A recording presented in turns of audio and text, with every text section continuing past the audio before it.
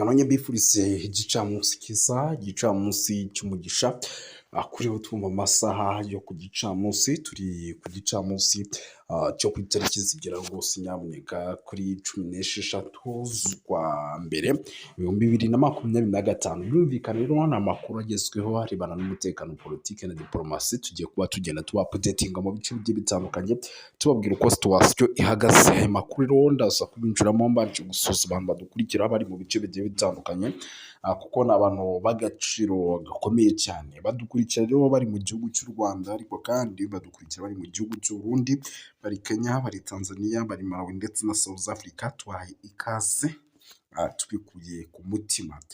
Birumvikana yuko rero badukurikira ari benshi. Nyamuneka turaza kubabwira byinshi bigiye bitandukanye, birimo n'ibi: twirwaneho yamaze kwemeza amakuru ko yahanuye drone y'igisirikare cya Repubulika Iharanira Demokarasi ya Kongo FARDC nyuma y'imirwano ikomeye cyane, by'umwihariko yacaga ibintu ku butaka bwa Repubulika Iharanira Demokarasi ya Kongo.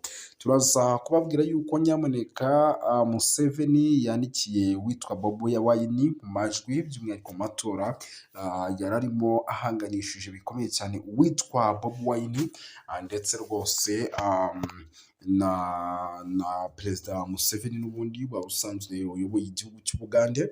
Turaza kuba tubikomosaho tubiva imuzi n'imuzingo. Turaza kubabwira kandi nyamuneka iby'amakuru arimo aturuka mu bice byano muri teritwari by'umwihariko ya Uvira.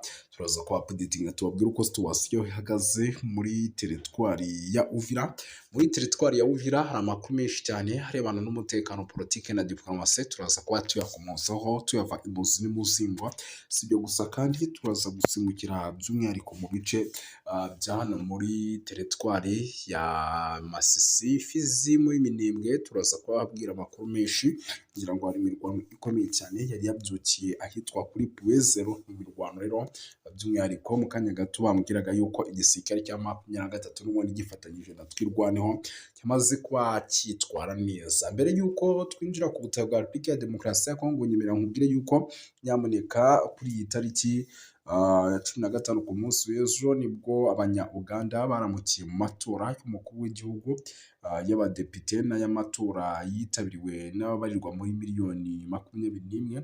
Museveni rero umaze imyaka 40 ayobora Uganda, muri aya matora yari yahatanye n'abakandida barindwi barangajwe imbere n'umuhanzi wahindutse umunyapolitike Robert Kyagulanyi uzwi ku izina rya Bobi Wine. Amajwi y'agateganyo rero amaze kwarirwa herekana ko Museveni amaze kwandikira bagenzi be n'amajwi 76, by'umwihariko n'ibice 25% ku ijana n'abamutoye babarirwa mu muri miliyoni zigera kuri 3,900.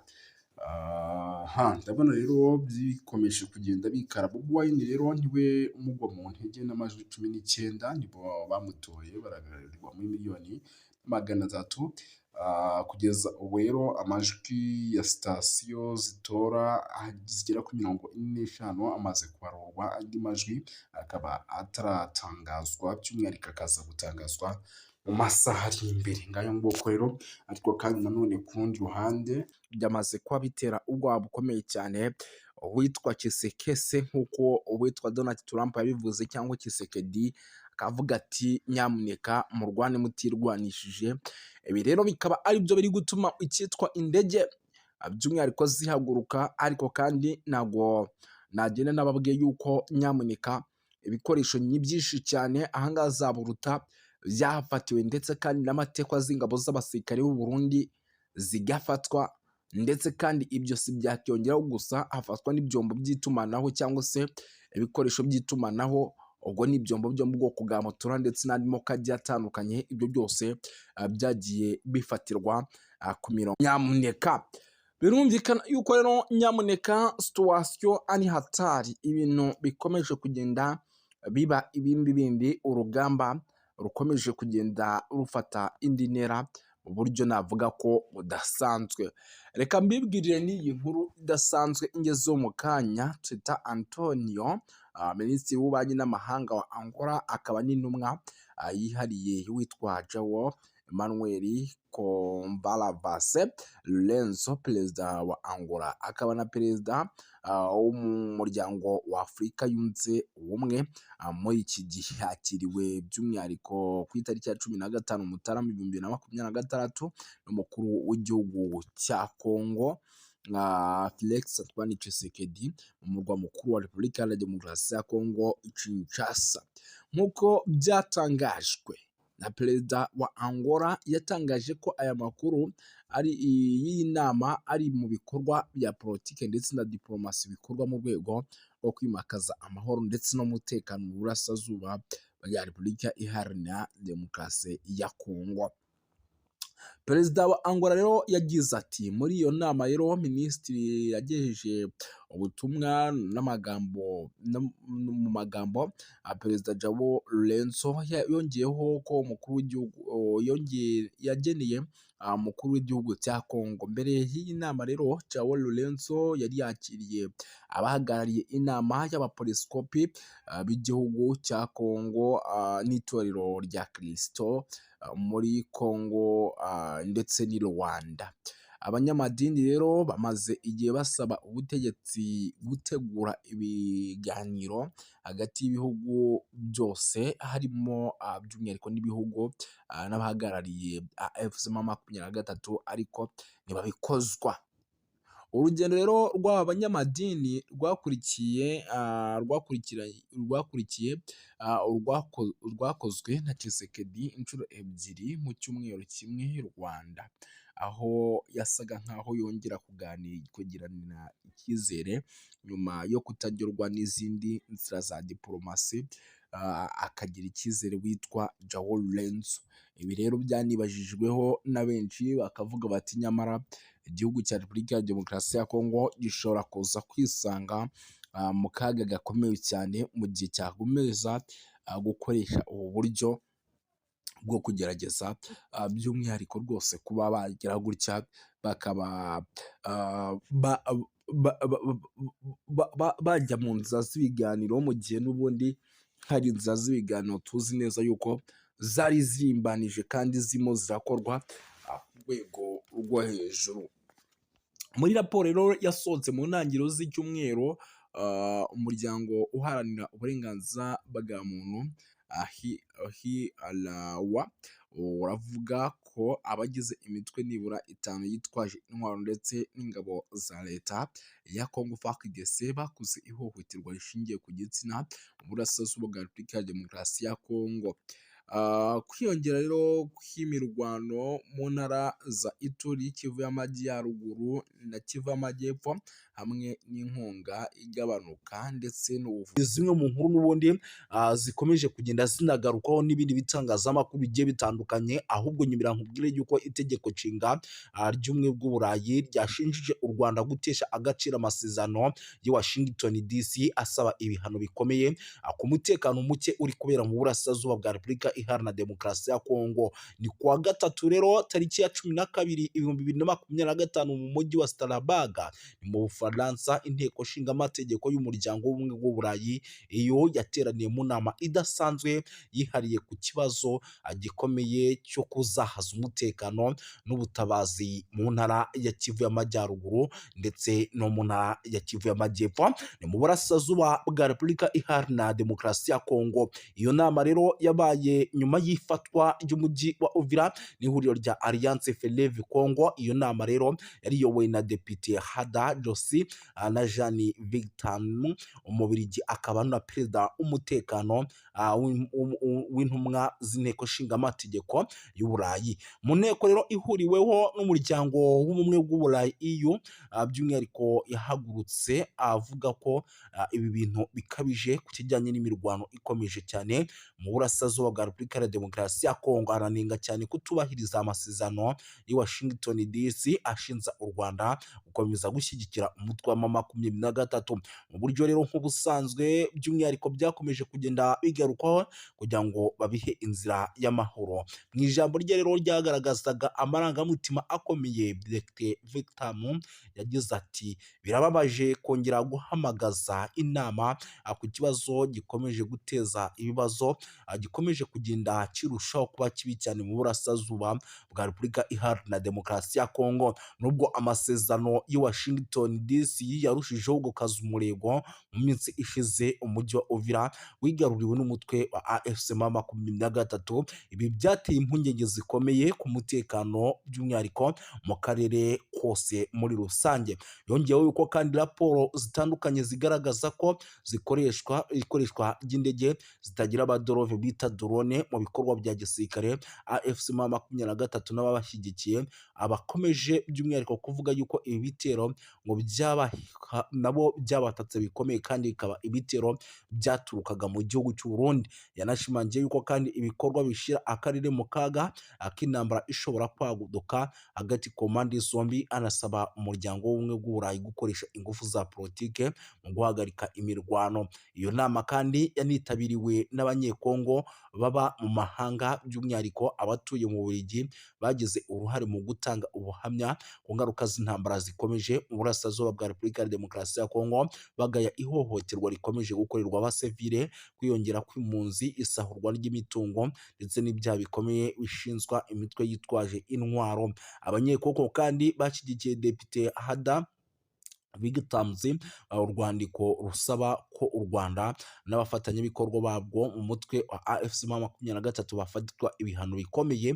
Basabye ko habaho uburyo buhoraho bwo kugaragaza kandi banasobanura yuko by'umwihariko ibyo bishobora gufasha ingamba zo kugira ngo umutekano ugaruke bikanatanga umusaruro.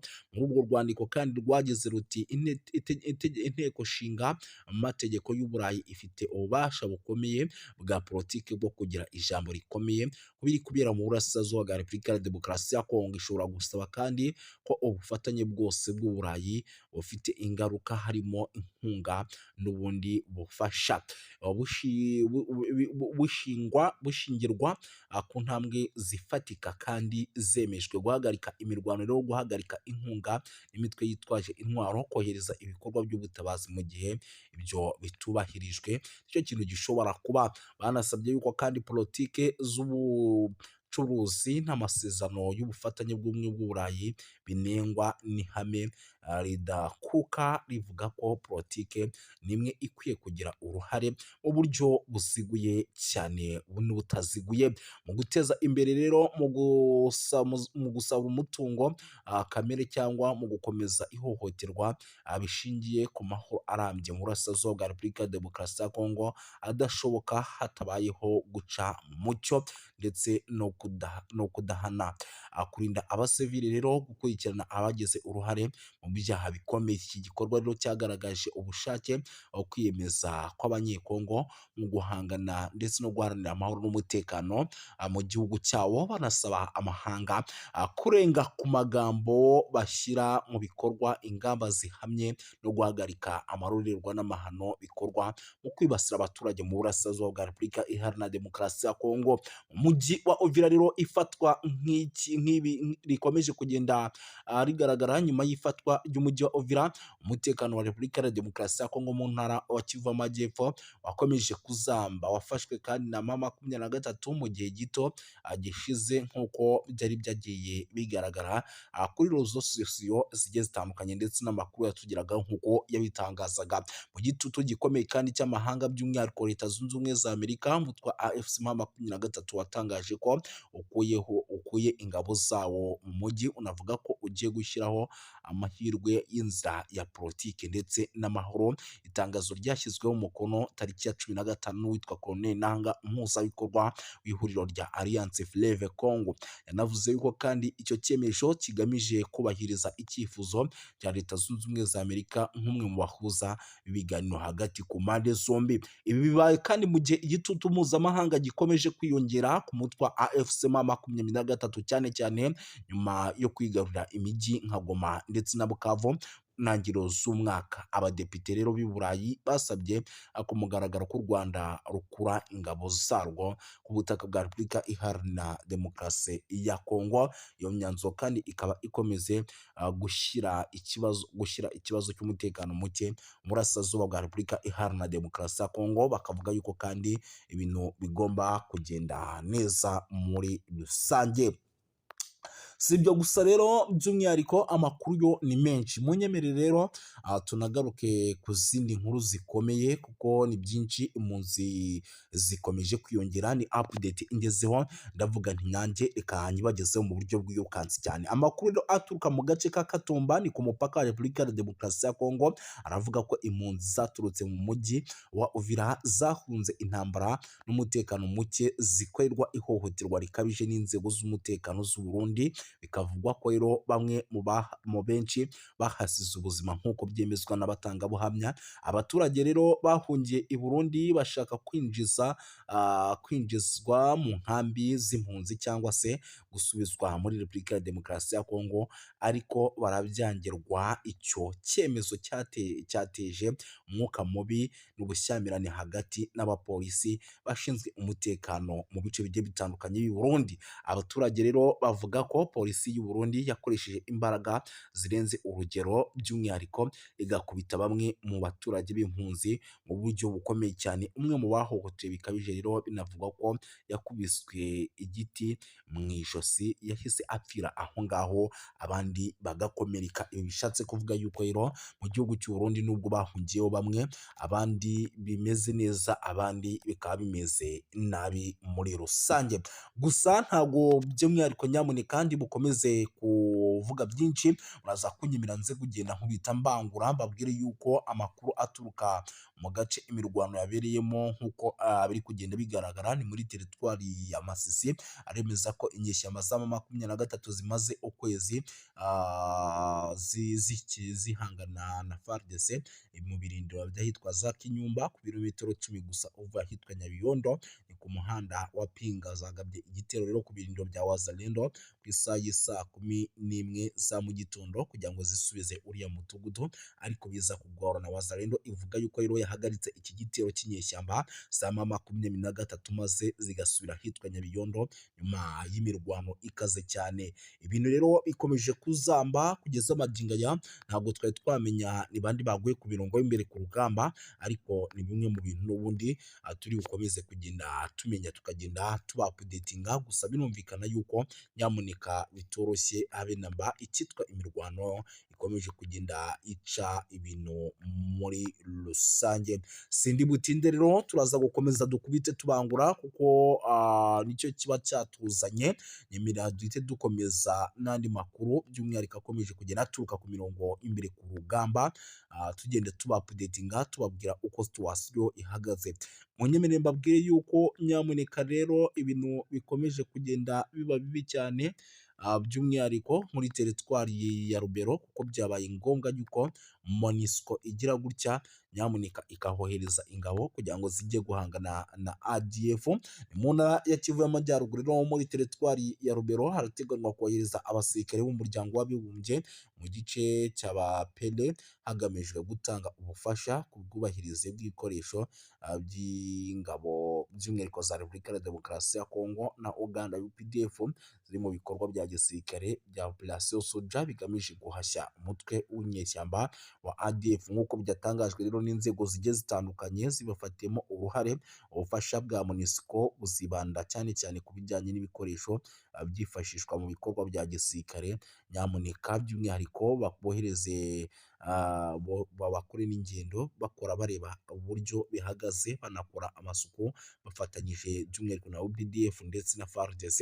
Ni icyemezo rero cyafatiwe mu nama yabereye Beni mu cyumweru gishize, yahuje abayobozi ba gakondo, ahagaragaye sosiyete sivile mu nzego z'abapene n'ahitwa za Buswaga. Umuyobozi wa gisirikare rero muri teritwari ya Rubero hamwe n'ahandi yavuze yuko ngo kigeze kugira ngo ADF MONUSCO igire icyo ikoraho.